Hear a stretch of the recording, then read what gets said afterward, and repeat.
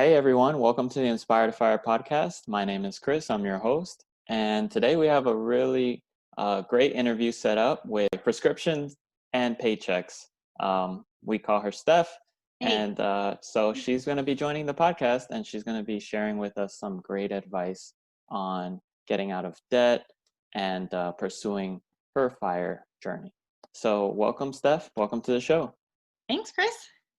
All right. So again, you're the first guest on the show, so I want to So exciting. welcome you. Yep. And if you don't mind sharing with the audience a little bit about yourself, and I know a lot about you. That's why I invited you. I'm excited to have you. But if you could share that with the audience, it'd be great. Sure thing. So I'm Steph. I'm a physician assistant. So it's kind of like a cross between a doctor and a nurse practitioner if you're not familiar with PAs. So I practice medical dermatology, and my husband is a pharmacist. So he works in managed care pharmacy. So he doesn't actually work in a pharmacy counting pills. So it's a little bit different aspect of pharmacy. But we have been pursuing fire for the past about 18 months is how long we've been on our journey so far. But prior to that, we have been working on paying off our ridiculous student loans. As you probably know, medical schools are not cheap in the US. So we both came out of school with pretty hefty student loan debt that we've been trying to tackle over the past couple of years, and really gotten a little bit more aggressive with it over the past 2 or 3 years. So on my Instagram page, I kind of talk about, our debt-free journey, paying off our student loans, as well as some other debt that we have. And then the debt-free community kind of introduced me to the FIRE community. So from there, we decided that, why stop at, just paying off our student loans and being debt-free? Like, we want to build wealth. Right. So that's kind of where we started. So we have 3 kids. So we're kind of on this journey with little kids. We've got 3 kids under 5. So that definitely keeps us busy too. Yep. I can imagine. Yeah. So there's so much that I want to get into with that. But tell me, so how much exactly did you have in student loans, if you don't mind going into that? And then kind of how much have you paid off at this point? So I graduated with $166,000 in student loan debt, and my husband graduated with about $135,000. So it's over $300,000 total. Wow. And we have paid off $228,000. Wow.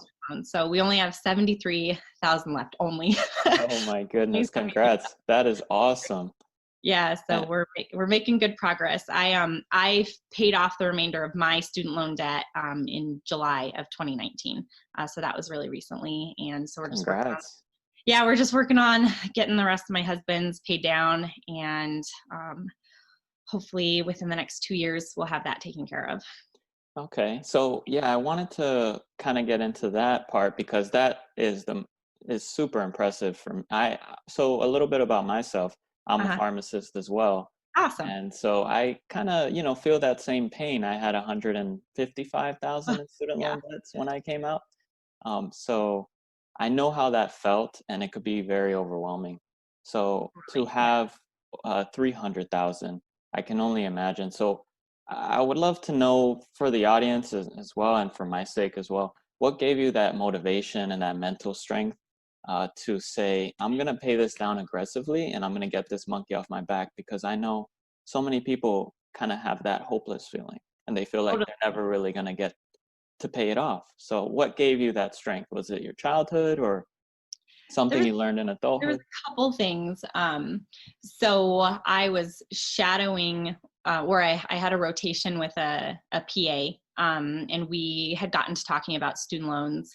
Because it had gotten to the point at the end of the school year where we were talking about student loan repayment, and he told me, "Oh yeah, I'm going to have mine paid off in about 10 years." And I was like, "You can do that? You can pay it off early?" Like, I had no idea that people did that. And he's like, "Yeah, you just pay extra on it." And so that's kind of where I got the idea. And when my loans went into deferment about 6 months after I graduated, I started making my payments and they were $1,100 a month. Mhm. And I'm like looking at the balance every month on my spreadsheet and it's barely moving. And so when I looked at the numbers, I saw that I was paying over $900 a month in interest. And Ouch. that made me want to throw up. So basically, I decided that I did not want to pay all that money in interest, and I was going to do whatever I could to save that money. I had done the math at one point to see how much total I would have paid on my loans if I had stayed with my 25-year repayment plan. And it was a total of $345,000 just for my loans. So Wow. I would have paid more in interest than the actual loan amount. So I kind of just decided right then and there after I ran the numbers, I was like, hell no, am I letting this happen? Yeah. So that's when I kind of decided, okay, I got to make extra payments. I got to do whatever I can to get the balance down. Hmm. So I think that's awesome, and that was your eye-opening experience. I think I Mhm. had a similar eye-opening moment where I started seeing the interest just accrue, and I just didn't want that happening. But I know what's very important before you just start paying aggressively is to look into your options, and Mhm. you ran the numbers. So is there like a suggested method to kind of seeing should I refinance? Because I think you refinanced your student loans, if I'm not I did. mistaken. Yeah. Um, so how do you judge whether you should aggressively pay down and refinance, or if you should maybe look into these other options like public forgiveness? How did you do that? So personally, I wasn't really interested in the public forgiveness programs. I was working in private practice at the time, and I basically didn't qualify for any of the public student loan forgiveness programs. So I was like, well, I'm not going to try to shoot for that if I don't even qualify. Right. So I've got to find a different way to make sure that these loans don't stick around until I'm 50. And so, yeah, so that kind of was right out the window for me right off the bat. And also, I mean, I didn't know much about it at the time, but the more I heard was that people weren't getting approved for it, even after making their qualifying payment. So that kind of made me a little wary too. When I did look into refinancing, one of the things that I really had to consider was the monthly payment, because I wanted to make sure that I still got a better rate, but that I wasn't, committing myself to a payment that I wouldn't be able to afford. So after about a year of making pretty consistent payments on my federal student loans, I decided to refinance with a private lender. And the first time I refinanced was with a company called Earnest. Hmm. Um, and I was able to get my loans down. They ranged from 5.4% to 8.9%. Wow. So I consolidated them down to like a 3.95% when I refinanced, and that made all the difference. That's a big savings right there. Yeah. Yeah. So that in and of itself saved me $100,000. Right. But when I looked at different options for refinancing, I kind of played around with the numbers, in terms of the number of years for repayment and the monthly payment and how much is going to interest and stuff like that. So I did, ran some numbers and made sure that we'd be able to afford the extra payments. Yeah, so I think that's it's exactly your story mirrors a lot of my story because I kind of looked at my situation too, and I'm in the private sector, Hmm. and I said instead of I wasn't sure if I was going to try to get into the public sector, Okay. and I was trying, but it wasn't happening overnight, there wasn't any openings. So I said instead of waiting and seeing maybe in a year or two, I decided to refinance with Ernest as well. Oh, And cool. yeah, so that's pretty cool. And so that brought me down to around the same interest rate as yours. And yeah, then there was a snowball from there. And Nice. yeah, so and actually recently I refinanced again because I know that I'm getting to that point where I've paid over 100,000 of my Uh, student loans. So I'm getting to that point where there's a light at the end of the tunnel. And yeah. so I said, let me go ahead. It's a little bit of a risk, but I refinanced again to a variable rate. Yeah. And I thought that I was going to be able to just pay it off within the next 3, 4 years. So I said, if the interest goes up higher, I can just pay it down quicker. Hmm. But the interest has actually gone lower. And Sweet. yeah, and right now it's sitting at about 1.7%. Nice. So I'm not sure if I even want to pay it off any quicker at this point. Right? Yeah. We just refinanced my husband's student loans, the remaining 73,000, with LendKey, and I think we got a similar rate around 1.9%. It's variable, but I figured the interest rates are so low right now. Like, Hmm. if it shoots back up, we can always refinance because it doesn't cost anything to refinance. So, And that's the position of power that you're in, which is amazing. That's why I want to share with the audience is that when you are in that position of power where you know you have control over your debt, you can make decisions like that because you know that you have options, whether the interest rates go down, stay the same, or go back up. absolutely, yeah. So that's really cool. I'm glad you shared that story. And the other question I had for you regarding the career path is when you and your husband chose PA and pharmacy, did you guys kind of think about the student loans that you'd have or the income after? Because I know that's something where I just wanted to be a pharmacist and I just went into it. And then after Yeah. I realized, but did you become a PA before your husband became a pharmacist? So my husband graduated pharmacy school in 2013. So he graduated a year before I did. And he always knew that he wanted to be a pharmacist. His dad is a pharmacist, and he kind of looked at it more from a like quality of life standpoint. His dad worked kind of 9 to 5, Monday through Friday, made really good money. They were able to go on like nice vacations as a family, and he was there for all of his soccer games and stuff. So my husband just really liked kind of the quality of life that being a pharmacist affords. And as far as being a PA, I had looked into medical school first.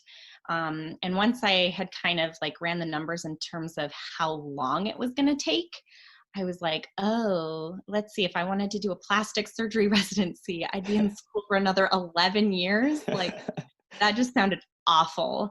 And I was like, well, what can I do, to get into the medical field? I didn't want to be a nurse. And literally one of my friends in organic chemistry in undergrad handed me a pamphlet about PAs. I had never heard of PAs. I didn't know what it was. And he was like, hey, this is like medical school, but it's only 2 years. And that kind of had me sold. I was like, yeah, I can do That that. is yeah, he should be in sales. That was a great pitch. Yeah. And it's funny because we actually went to PA school together. That's so cool. Yeah, so I kind of owe the PA career path to my friend. But I mean, I knew that we were going to have a good amount of student loans. I hadn't taken out student loans before. My undergrad was pretty much free. I had gotten scholarships, and we live in a really low cost of living state where tuition is low as it is. So I didn't have any undergrad student loans, and so I wasn't really familiar with how much big debt you can get with student loans. Yeah. So I knew how much my tuition was at PA school, but I was taking out the maximum amount to pay for my living expenses too, because you can't work at all. You're in school 40 to 50 hours a week. It's intense. Yep. So while my husband was able to work while he was in pharmacy school, he had like 2 or 3 jobs. I couldn't work at all in PA school. So I ended up taking out money for tuition and for living expenses. So it was actually a pretty big blow when I opened up my first statement and saw how much money I had taken out. I was kind of like, oh shit, what did I do? Yeah, so that like you hit on a great point, trying to limit that during school as much as possible. I mean, of course you Yeah. want to do well in school, but if you're the Hmm. type that's able to multitask, or I wasn't able to, I didn't work either in pharmacy school. So yeah, it's tough, but if you can even get a part-time job and kind of Right. help out and not have to put the Subway sandwiches on your student loan account or funds Right. either, then yeah, that'll be great. That's a good tip for anyone going through it as well. Yeah, going back, I wish I would have, not spent my student loan money on stupid stuff. I mean, we went on trips and I bought purses and we ate out a ton. And I was like, oh, whatever, I'm going to be paying it off for the rest of my life. So who cares? Yeah, and you're not the only one. I mean, a lot of people had that attitude in school, so it's tough too when your peers are thinking the same, and For Like sure. Yeah. going out to the bar or something after a test, and you're Yeah. thinking to Well, yourself, that's how necessary. yeah, of course, that's very especially depending on how good you did on the test, right? Right. Oh God. Yeah. But yeah, that's really um, a good mentality to have in school or try to keep in school is that, hey, it's something that you're gonna eventually have to pay back. So maybe your future self will thank you if you limit it at least. Yep. Did not take that into account. Yeah, me neither. So I at least knew that I would be making enough money to make my payments. hmm. And then, so I definitely wanted to get into a little bit about your investing strategy, or kind of because you've got a lot of great stuff. So I also want to encourage the audience to check out your Instagram's highlights, because I was in there just clicking away and just following your story. It was amazing, and you've got some really great stuff put together in there. So and one was regarding investing. So I wanted to kind of get your viewpoint on what helped you get started with investing, because I think that's the transition from school where you're very focused on one topic, which is PA or prescriptions, pharmacy in general, and then you actually have time to shift your focus on maybe financing or personal finances. Yeah, So what kind of sparked that? Because I think you got started pretty early, which is amazing. I did. So my husband's uncle is a stockbroker, and he basically made us come down to his office and open up accounts when we were in college. He was like, "Open up an account now. Just put money in it every month. Don't look at it." And he actually told us that like legally we couldn't take the money out. He like totally lied Oh, to us. okay. Like, That you're not works. allowed to touch it. You can't touch it for at least 10 years. And we were like, okay, yeah. So even during PA school, I was sending $100 a month to my investments. I didn't really know what it was doing, but I knew that my husband's uncle was taking care of it. And so when I was looking at my stock account last summer, it had about $24,000 in it, which was Wow, just about what I needed to make a lump sum payment on the rest of my student loan balance. nice. Yeah, so I kind of took the jump and just cashed it out and paid off my student loans. And my goal from there was to be like, okay, well, I was paying so much money towards my student loans, and now I'm gonna invest that money every month instead of making my student loan payment. And then, of course, being introduced to the FIRE community, I learned about the magic of index funds. Hmm, hmm. So I regularly contribute to my Vanguard account, which primarily just has VOO, which is a total stock market index fund. Um, and I have some S&P 500 index funds. And then I have like a personal for fun investing account. I have an app on my phone. It's M1 Finance. Yep, And yep. it makes it super easy because you can buy partial shares of stocks, and you just have like a percentage of each stock in your portfolio, and it kind of rebalances everything for you, which is really nice. Kind of simplifies things a little bit. So I own some individual stocks on M1, and a couple other, I own like a REIT index fund and some dividend aristocrat index funds. So I've got a little bit of diversity in my for fun portfolio. And question for you. I've heard of M1 Finance, and I know it is a great, tool along with like Robinhood and things like that. Can you do partial shares of ETFs or not yet? You Yep. can. Hmm. That's pretty cool, because Yeah. I know a hiccup is, sometimes when you want to buy, you have enough for 3 or 4.5 shares, and you have to wait for that extra. Right. So I just have a set amount of money that goes into that account every week, and it buys me, that much money's worth of all of my stocks. Um, Hmm. so I like it because it kind of simplifies things. But one of the downsides is that it's harder to allocate a certain number of shares to your different parts of your portfolio. So that's why I have my Vanguard account where I keep most of my like long-term stuff. And do you have to pay a commission on those purchases with M1 Finance? Nope. No fee. Wow.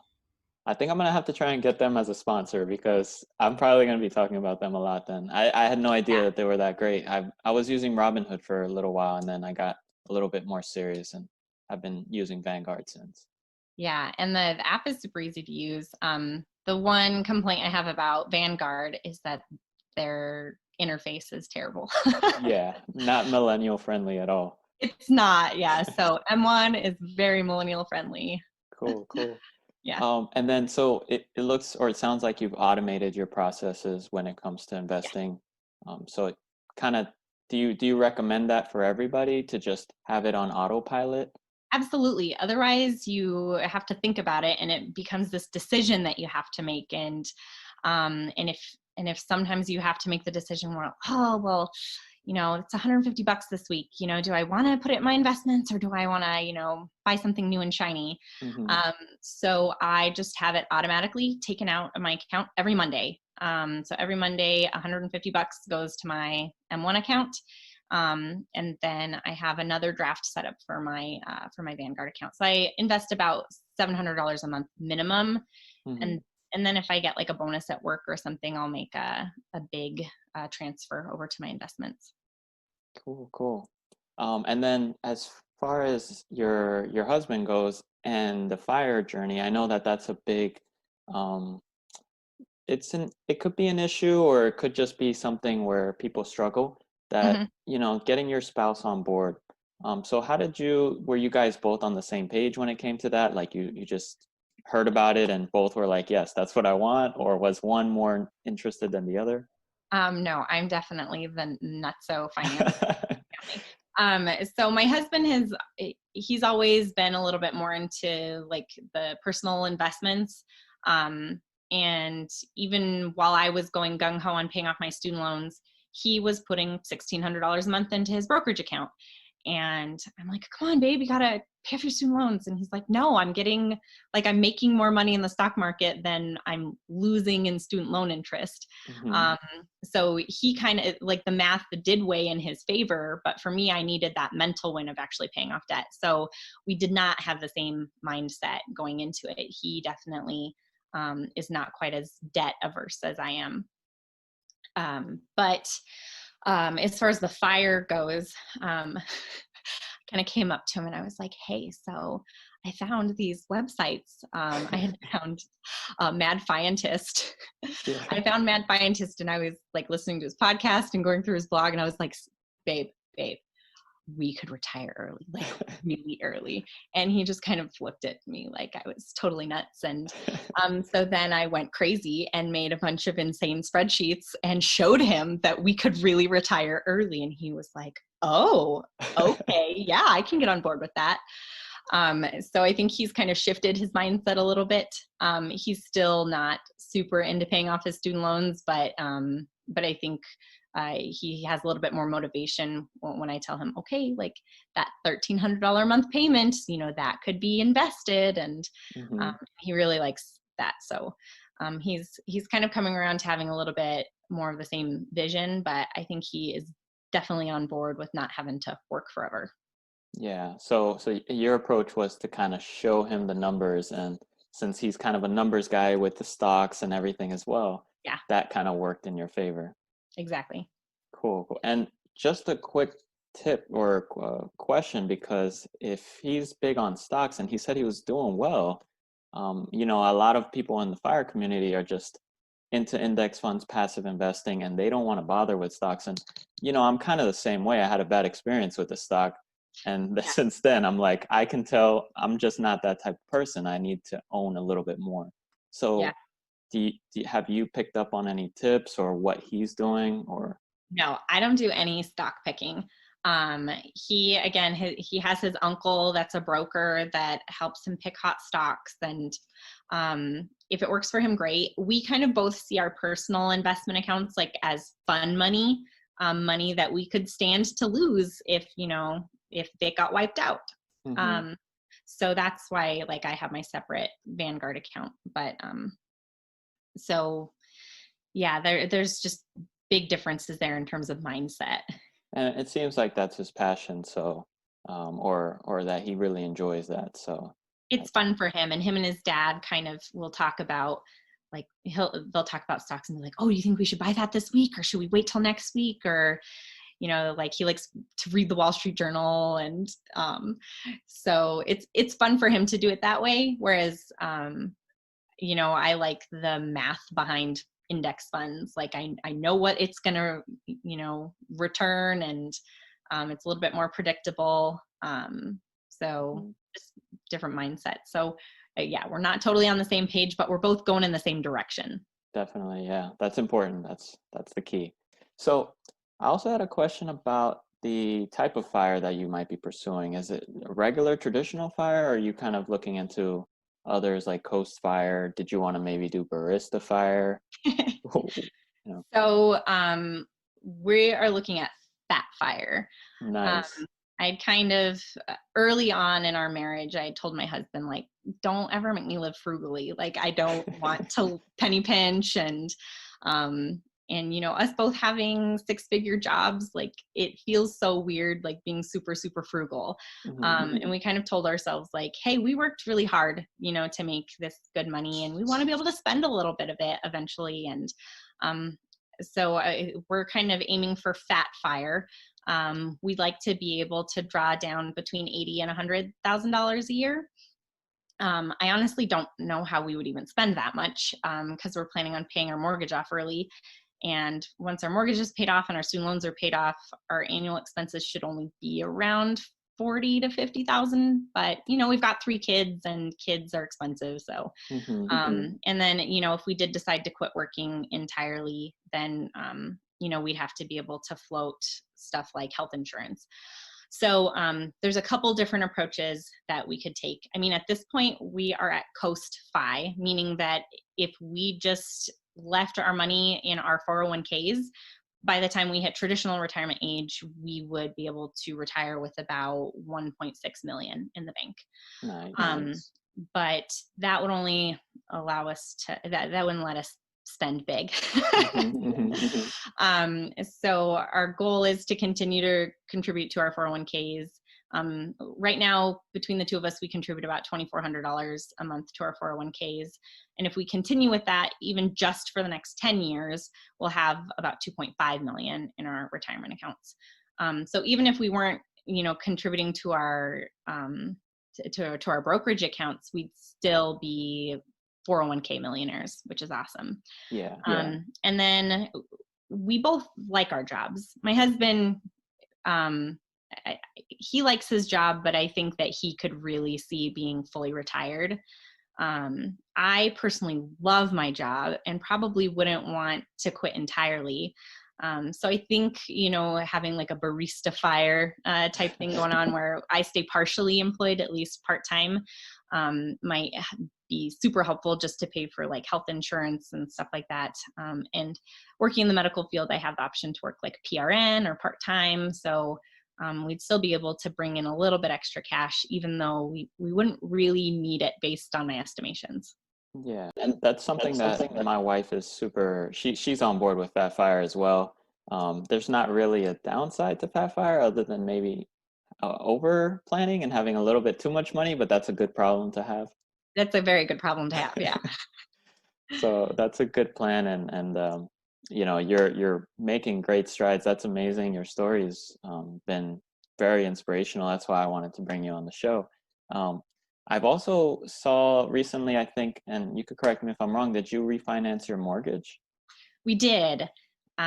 We How saw did? that mortgage rates were going really, really low, and I was bored at home on maternity leave, and I decided that I needed a project.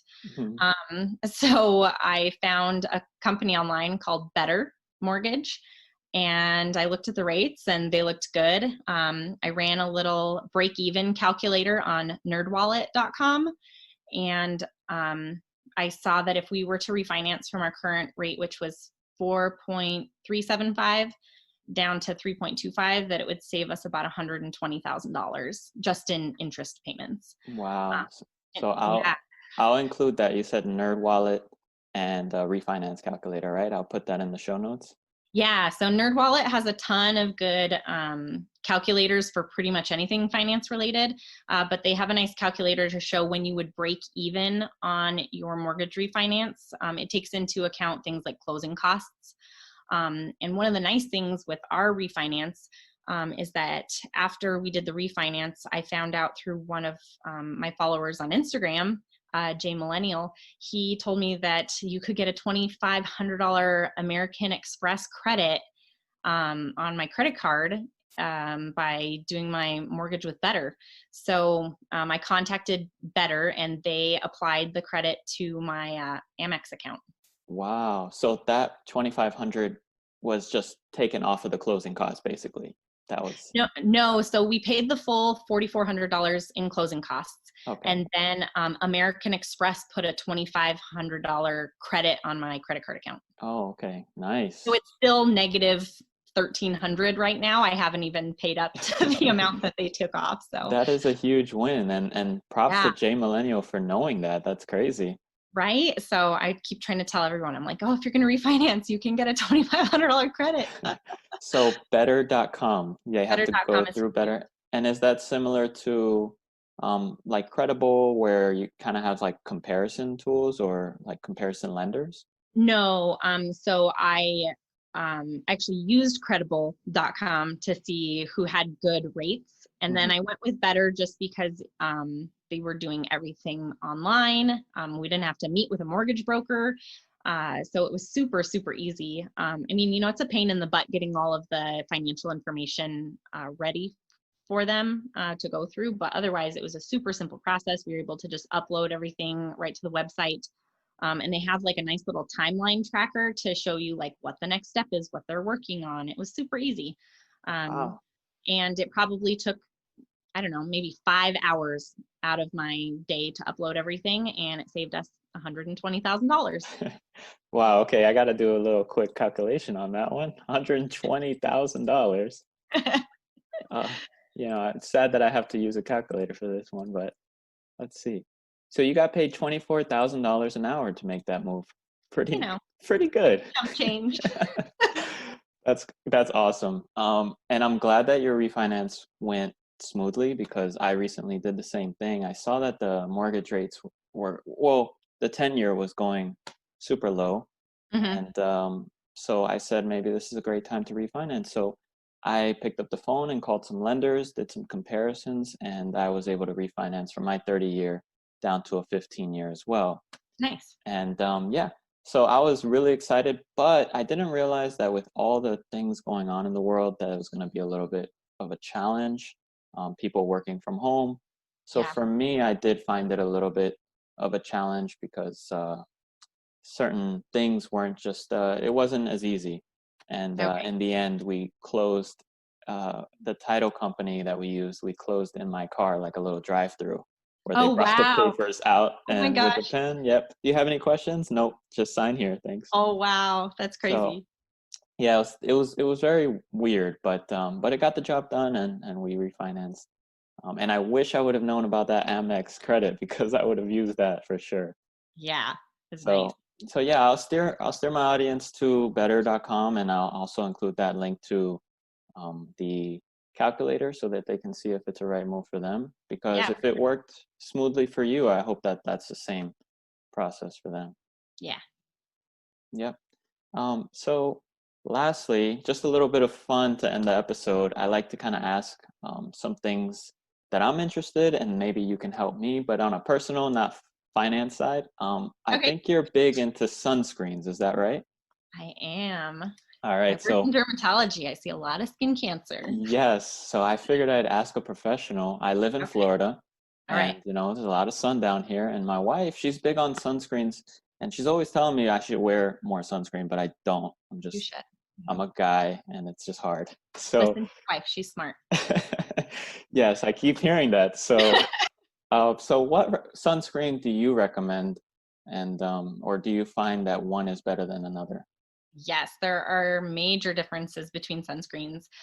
So there's two different types of sunscreens. There's physical sunscreens and chemical sunscreens. So physical sunscreens are going to be like your zinc oxide and your titanium dioxide sunscreens, and they are going to physically block the UV rays. And they're the most broad spectrum sunscreen that you can get. So the zinc oxide sunscreens have the highest UV coverage. They're going to block most of UVA and UVB. The downside is that they can be a little chalky. They're the ones that you think of like the lifeguard with the white nose. Yeah. But they do have, there's some brands that have really nice clear formulations. And then there's, chemical sunscreens, which have like the avobenzene and the oxybenzone. So there's a little bit of controversy behind the chemical sunscreens, and whether or not, they're good for you. But I feel like as long as you're putting on sunscreen, I'm happy. Like whatever you can slather on your body. It's better than the radiation from the sun. Yes, like anything. I see so much skin cancer. It's probably 50% of my practice is just skin cancer patients. Wow. Yeah. And they all grew up, my average patient age is like 79. And they all grew up in the era of no sunscreen, laying out, tanning with baby oil and iodine. And so they're all just fried, and I don't want to be fried. I don't want to be fried.